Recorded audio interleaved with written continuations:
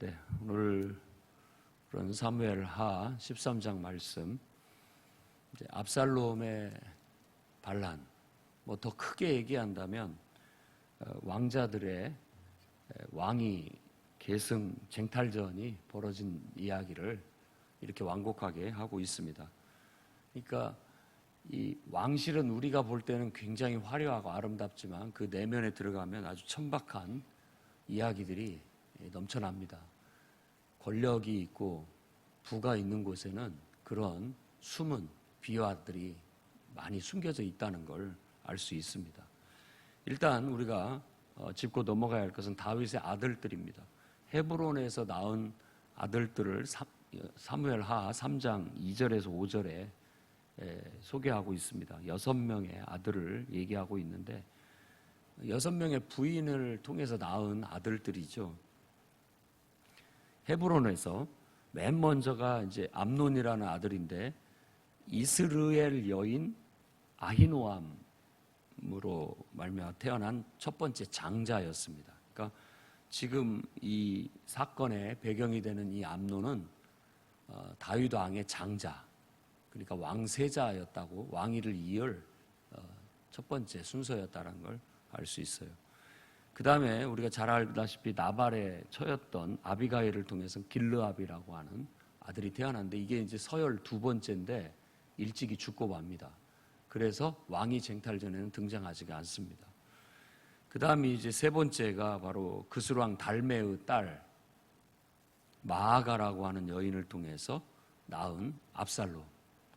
이 인물이 보통 인물이 아니라는 걸 알 수 있죠. 다른 사람들은 그냥 어디 좀 부유한 집안에 딸들을 데려왔는지 모르겠지만 이 마아가라는 여인은 공주예요.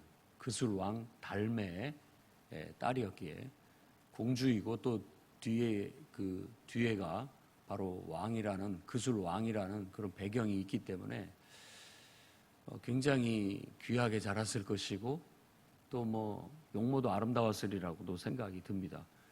왜냐하면 압살롬이나 다말이나 다 용모가 아주 빼어나게 출중한 그런 인물이었다는 걸 알 수 있고 또 그 집안 내력으로 인하여 어떻게 보면 그 어떤 왕이 되고자 하는 욕망도 충분히 가질 수 있는 그런 배경이었다고 할 수 있습니다.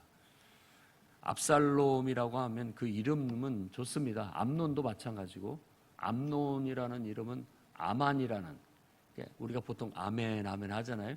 그 단어의 변형입니다.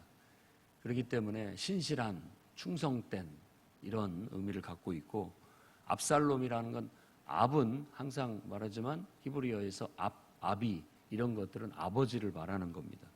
그리고 샬롬은 평화, 보통 우리가 말하는 인사말 샬롬, 평화. 그야말로 하나님의 통치 아래 가장 이상적인 평안함을 샬롬이라고 그렇게 얘기합니다. 그러니까 아버지 평화 혹은 나의 아버지는 평화다 이런 의미를 갖고 있는 그런 말입니다. 이 암논과 두 사람의 왕위 쟁탈전이 치열하게 이제 벌어지는 배경이 되는 사건을 얘기하고 있고요. 그 다음에 네 번째 소개하고 있는 게 아도니아인데 잘 알려지지 않은 핫깃의 아들이라고 그렇게 말합니다. 그런데 나중에 이제 솔로몬과 왕위 쟁탈전을 벌이게 된 게 이게 아도니아예요. 왜냐하면 암논 죽지, 압살롬 없어지지, 위에 세 명이 다 없어진 겁니다. 그러다 보니까 이제 서열이 아도니아에게 돌아와요. 그런데 왕위 계승은 결국 솔로몬에게, 예루살렘에서 낳은 밧세바의 소생인 솔로몬에게 돌아가자 그가 자기가 스스로 왕이 돼버리는 그런 해프닝을 벌이면서 결국 죽임을 당하게 됩니다. 그러니까 이 왕실이라는 게 겉으로 보기 좋지만 사람 살 곳이 못 된다는 걸 우리에게 보여주고 있지 않나 이런 생각이 듭니다. 암논과 다말의 이야기는 왕실의 이런 천박한 이야기의 대표적인 사례입니다. 암논은 왕세자이기 때문에 사실 자기가 왕이 될 사람이다라는 것으로 인한 우월감, 그리고 또 배다른 형제들에 대한 적절한 견제가 필요했다고 생각을 했을 겁니다. 이게 이 다말이라는 여인을 굉장히 이제 배달한 여동생인데 너무나 예뻐서 상사병이 걸린 것처럼 성경은 얘기를 하고 있어요. 이게 사실이었을지 아니면 단지 이 압살롬이라는 그 집안을 모독하기 위해서 꾸민 짓인지 아니면 더 깊이 생각해 보면 앞뒤 문맥을 쭉 살펴보면 이것 자체가 압살롬의 계략이 아니었는가 하는 생각까지도 해볼 수가 있습니다. 그러니까 어떻게든지 왕위를 자기가 차지하기 위한 왕자들의 아주 비상한 머리들이 돌아가는 거예요. 오늘 다윗의 조카 요나답이 나옵니다. 그러니까 자기 형 시므아의 아들이었죠. 근데 이 요나답이 가서 암논에게 방법을 가르쳐줘요. 이렇게 하면 된다라고. 근데 이 요나답이 암논의 책사였을까, 압살롬의 책사였을까, 이런 것들로 인해서 아마 그 이야기는 완전히 달라진 이야기가 될 수가 있습니다. 이제 암논은 정말 다말이 너무 예뻐서 좋아했는지 모르겠습니다. 그래서 상사병이 걸려 병이 날 정도가 됐다라고 얘기를 하고 있고, 요나답이 그때 가가지고 이렇게 하시면 되지 않습니까? 왕한테 몸이 아프니까 다말에게 와서 좀 음식을 차려달라고 그렇게 얘기를 해라, 부탁을 해라. 그럼 들어주지 않겠느냐. 이때 당시 처녀이기 때문에 다말을 가까이 할 수 없었다라는 것은 왕실의 여인들은 한 건물 안에 거의 가다 놓다시피 하면서 거기에서 그들을 돌보고 있었기 때문에 처녀일 때는 함부로 나갈 수도 없고 누구를 만나기도 어려운 그런 통제를 받고 있었다는 걸 알 수 있습니다. 왕세자라 할지라도 함부로 만날 수가 없는 거죠. 이 담 너머 이렇게 봐야 되고 몰래 숨어서 지켜보거나 혹시 공식적인 행사에서나 볼 수 있었지 함부로 볼 수가 없었기 때문에 이런 일들을 벌이게 된 겁니다.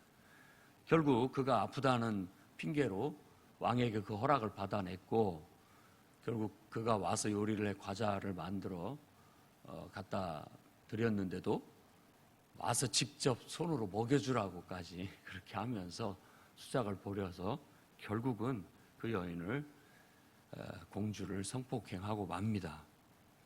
그리고 난 다음에 갑자기 마음이 달라져 가지고 그 여인이 이제 막 싫게 느껴지는 거예요. 그래서 내치게 됐다라는 거예요. 이런 이야기 속에서도 한 사람이 어떤 사람을 사랑함으로써 그 사랑이 결국 쟁취가 되게 됐을 때는 마음이 달라진다라는 인간의 악한 본성을 얘기하기도 하지만 권력에 대한 그런 어떤 비유처럼도 느껴집니다. 권력이 딱 이래요. 딱 이렇습니다. 그러니까 변화무쌍한 사람들의 마음, 심성, 그리고 또 권력이라는 것이 처음에는 아주 달콤해서 끌리는 것 같지만 결국은 그 속에 들어가다 보면 그 자기가 원하는 그런 것들이 있지 않고 오히려 되려 더럽고 추하고 모든 미운 것들로 가득 차 있다라는 걸 보여주는 겁니다. 그러니까 우리가 연예인들을 생각하는 것도 아마 비슷한 느낌일 겁니다. 다들 이렇게 우러러보는 아이들처럼 그렇게 여기지만 그 속에 들어가 보면 정말 온갖 추잡한 이야기들이 온갖 추잡한 일들이 너무나 많아서 내가 이런 꼴을 보려고 이런 데를 왔나 싶을 정도로 등지고 싶은 그런 세상이 펼쳐지게 되는 겁니다. 이 암논과 다말의 짧은 이 사랑의 이야기는 그걸 함축적으로 보여주고 있는 것이라고 볼 수 있어요. 그래서 일찍이 하나님은 인간 왕의 제도가 이와 같은 온갖 폐단을 안고 있다라는 걸 말을 했고 그래도 너희가 왕을 구하겠느냐. 그 시대는 이 너무나 외세의 침입에 시달리다 보니까 그들을 맞서서 싸우고 우리를 보호해 줄 왕이 필요했기 때문에 다른 건 생각할 여지도 없이 그냥 그렇게 해달라고 왕을 달라고 부탁을 했던 거예요. 근데 성경은 항상 이 권력과 부가 있는 곳에 부패가 있다라는 걸 보여주고 있는 겁니다. 위대한 왕, 아주 훌륭한 왕이었던 다윗에게도 그건 피해갈 수 없는 그런 일들이었다는 걸 우리에게 다윗에게 여실히, 그것도 아주 자세하게 보여주고 있는 겁니다. 사울 왕은 더 강성하지 못해서 거의 정신병에 시달렸잖아요. 우울증과 정신병에. 여호와를 부리시는 악신이 그를 늘 사람 때문에 힘들고 또 왕위라는 그 자체의 무거움 때문에 병들 수밖에 없는 그런 위치에 있었다라는 걸 보여주고 있는 겁니다. 그렇게 해서 그 여인을 내치니 다말 하는 말이 딱 맞습니다. 왕한테 부탁해라. 그러면 나를 내 아내로 주지 않겠느냐. 이걸 깊이 생각해야 됩니다. 암논이라는 왕세자 입장에서는 자기의 최고의 경쟁자인 압살롬의 집안과 혼인을 맺게 되면 사실 유리한 입장에 가게 되죠. 걔네들이 함부로 할 수 없으니까. 그런 것들을 계산을 암논은 못하고 있는 것처럼 보여요. 차라리 그렇게 하면 나았을 텐데. 근데 그걸 내치고 완전히 다시는 꼴도 보기 싫다고 내쳐버리게 됨으로써 그가 누린 것이 그렇다면 이 압살롬을 그 집안의 자존심을 확 꺾어가지고 너희들이 뭐 왕족이다, 공주의 아들이다, 뭐 해가지고 기고만장한 것 같은데 완전히 나는 너희들보다 더 힘이 세고 앞으로 왕이 될 사람이라는 걸 그 집안을 이렇게 뭉갰으로 인해서 다말이라는 그 여인을 통해서 그것을 보여준 것이다라고도 볼 수 있는 겁니다. 함부로 나서지 마라 이런 걸 보여준 것이죠. 그런 입장에서 보면 그렇습니다. 그리고 난 다음에 그가 이제 마치 과부가 된 것처럼 머리를 풀고 재를 뿌리면서 통곡을 한 겁니다. 남편이 죽은 여인들의 그 슬퍼하는 애도의 풍습이 바로 집 다말이 보이고 있는 그런 모습입니다. 수치를 당했다라고 생각하죠. 근데 압살롬의 태도를 보십시오. 그것을 알고 그것에 대해서 반응하지 않습니다. 오히려 다말한테 네 오빠 아니냐? 참아라. 기다려라. 이렇게 얘기를 하는 거예요. 이런 것을 봤을 때 이게 그럼 압살롬의 계략인가? 하는 생각이 번뜩 드는 겁니다. 그리고 나중에 요나답이 왕 앞에 가서 이제 압살롬이 다 죽이고 난 다음에 보고할 때에도 그렇게 얘기를 해요. 암논만 죽였을 겁니다. 라고. 그러면 요나답이 이미 그렇게 될 것이라는 거, 그런 계획을 다 알고 있었다라고도 생각할 수 있는 것이죠. 어찌됐든 2년 동안을 압살롬은 꾹 참았습니다. 그리고 이제 이 왕세자를 쳐낼 빌미를 만들었고, 어떤 의미에서는 그 다음에 꾹 참고 있다가 그런 어떤 의심들이 잦아들 2년 정도 흘렀을 때 자기가 돌보고 있던 이제 보통은 왕자들에게 주어진 밭 혹은 양떼 뭐 이런 것들이 있기 때문에 자기가 돌보고 있는 양떼들이 이제 털을 깎는 절기가 됐어요. 옛날 나발도 털 깎을 때 다윗 왕이 가서 좀 우리를 좀 도와줘라, 후원 좀 해라 라고 얘기한 것처럼 이것은 마치 농사를 짓는 사람에게는 추수 때와 같은 거죠. 추수를 했으니까 많은 소출을 얻었다. 우리가 다 옆에서 지켜줬기 때문이 아니냐. 그러니까 잔치를 하는데 가가지고 좀 후원 좀 해라 라고 얘기를 했던 것이고, 여기도 마찬가지입니다. 제가 마침 이제 털 깎는 그런 경사가 있으니 잔치를 베풀고 왕자들을 다 모셔서 같이 회식을, 잔치를 좀 했으면 좋겠습니다. 왕한테 부탁을 드리는 겁니다. 그리고 왕도 왕께 와주십시오 라고 부탁하자, 그런 데까지 내가 갈 것은 아닌 것 같다라고 왕은 거절을 합니다.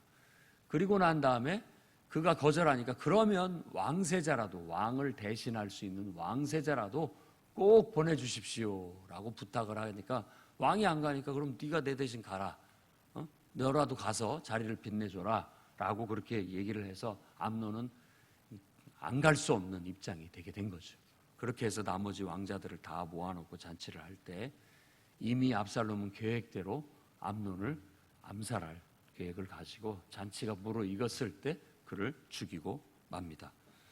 그 소문이 다윗 왕에게 들어가게 되고 요나답이 그거에 대해서 아마 왕자들 다 죽은 것이 아니고 암논만 죽었을 것입니다 라고 얘기를 하게 되고, 그 길로 압살롬은 그 일로 인하여 자기가 문책받을 걸 알고 자기 외갓집으로 도망을 갑니다.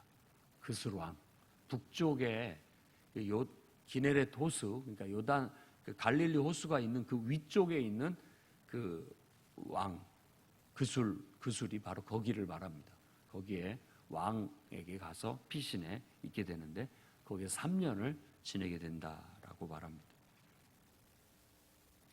자, 앞으로 압살롬의 야욕이 거기에서 그치지 않고 여기서 그치지 않고 정말로 자기의 야욕을 실행하는 것들이 나타남으로써 왕실에는 아비도 없고 형제도 없고 그야말로 정권을 잡는 것 외에는 눈에 뵈는 게 없다라는 걸 여실히 보여주는 거예요.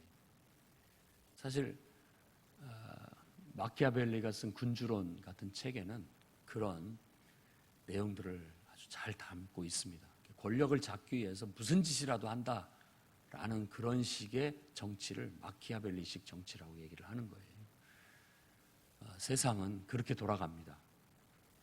또 아무리 하나님을 믿는 그런 왕실인데도 불구하고 신앙이라는 게 똑바로 박혀 있지 않고 또 하나님을 믿는, 하나님을 경외하는 그런 어떤 정신 아래 신학적인, 그러니까 어떤 사상과 우리들의 삶의 철학이 제대로 박혀 있지 않으면 세상과 똑같은, 아니 어떻게 보면 우리 인간의 모든 본성을 따라서 이런 일들은 비일비재하게 일어난다는 겁니다. 우리도 마찬가지예요. 우리는 다 왕자고 공주 아닙니까? 각각 집안에서는. 집안에서도 비슷한 일들은 축소되어서 얼마든지 일어날 수 있는 일들입니다. 서로 모종의 그 시기 질투나 또 어떤 모종의 그런 어떤 감정 대립은 어느 곳에나 다 있을 수 있는 거예요. 이런 것들을 어떻게 바로잡을 수가 있느냐? 성경은 다른 게 아닙니다. 모두가 하나님을 경외함으로 하나님의 통제를 받아 그분에게 길들여지게 된다면 우리의 이 본성이 볼디 악한 게 아니다. 이것이 결국은 우리의 욕심과 그 어떤 사탄의 유혹과 역사 속에서 그렇게 발휘될 뿐이니까 우리가 하나님을 경외하고 하나님께 우리 자신을 의탁하여 그분이 우리를 이끌어 주시고 다스려 주시기를 바란다면 이런 것들이 잦아들 수가 있고 질서와 조화를 이루고 서로 돕고 화합과 협력을 이룰 수 있다라고 그렇게 말하고 그런 이상이 실현된 공동체가 바로 하나님 나라인 것입니다. 그리고 그 하나의 샘플로 이 땅에 지금 교회가 있는 겁니다. 그렇기 때문에 우리는 이 교회의 가장 중요한 구성원들은 반드시 신앙 위에 서야 됩니다. 그래서 이 교회는 다른 어떤 단체가 아니라 믿음 공동체가 돼야 되는 거예요. 그리스도의 복음으로 말미암아 거듭난 그런 사람들로 구성되어진 공동체. 그래서 오직 내가 사는 것이 아니라 내 안에 그리스도께서 산다라는 정신하에 그런 철학하에 그런 삶의 방식으로 살아가는 사람들이 기초가 될 때 이상적인 공동체성이 이루어질 수 있고 그 공동체성은 세상의 모든 통치자들과 권세자들이 보고 배우도록 그렇게 에베소서는 교회의 존재 이유까지도 목적을 거기에까지 두고 있는 겁니다. 하나님이 보고 배우라는 거예요, 세상한테. 자, 그냥 우리 하나님 없이 사는 인생과 하나님에 의해서 그분의 은총과 그분의 다스림 속에 사는 것이 얼마나 큰 차이가 있는지, 무엇이 더 행복이고 무엇이 더 인간답고 무엇이 가장 가치 있는 것인지 한번 분별해봐라. 내가 보여주겠다. 일단 나는 보여줄 수 있는 게 이 땅에 있는 교회다 라고 그렇게 말하고 있는 거예요. 우리는 책임감을 가져야 되겠습니다. 교회는 만물 안에서 만물을 충만케 하시는 하나님의 충만함이고 바로 그분의 몸으로서 이 땅에 하나님 나라를 보여줘야 할 하나의 사명을 부여받은 주님의 몸입니다. 하나님의 성전이기도 하고요. 그러니 우리는 신앙을 잃지 않고 하나님의 거룩함을 잃지 않고 하나님의 임재를 잃어버리지 않고 부족하고 연약해서 늘 넘어지고 실수하지만 다시 일어서고 다시 일어서서 그 성숙된 하나님 앞에 길들여진 충성된 그런 신앙으로 우뚝 서서 이 시대에 빛이 될 수 있도록 세상에 빛과 소금이 될 수 있도록 힘써 나아가시기를 주의 이름으로 축원합니다. 기도하겠습니다. 거룩하신 주님,